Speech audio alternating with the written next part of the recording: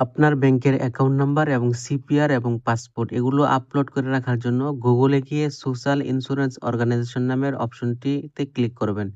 Click করার পরে দেখেন উপরে ডান পাশে আমি গোল ঘর দিয়েছি, এখানে লগ ইন অপশন আছে, এখানে ক্লিক করবেন। এখানে ক্লিক করার পরে আপনাকে নিয়ে যাবে সাইন আপ করার অপশন। এখানে আপনার সিপিআর নাম্বার দিবেন, তারপরে আপনার কি পাসওয়ার্ড নাম্বার দিবেন, তারপরে সাইন আপ করবেন। এই সাইন আপ গুলো করার পরে আপনাকে নিয়ে আসবে একটি আপনার পুরা ডিটেলসে। এখানে আপনি দেখবেন বিছরা বার করবেন, চেঞ্জ কন্টাক্ট ডিটেলস নামের অপশন আছে। দেখেন আমি গোল ঘর দিয়েছি, এখানে আপনি ক্লিক করবেন। এখানে ক্লিক করার পরে দেখেন উপরে ডান পাশে গোল ঘরের ভিতরে নিউ লেখা আছে। আপনারা এই নিউতে আপনারা ক্লিক করবেন। নিউতে ক্লিক করার পরে আপনাদেরকে নিয়ে আসবে এরকম একটি পেজে। হ্যাঁ, এই পেজের মধ্যে দেখেন আমি গোল ঘর দিয়েছি ৩টা।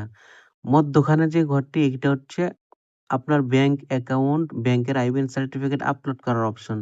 এরপরে নিচের যে ঘরটি দিয়েছি এখানে আপনার সিপিআর, পাসপোর্ট আপনি আপলোড করবেন। তারপর উপরে সেভ বাটনে ক্লিক করবেন। বাস হয়ে গেছে।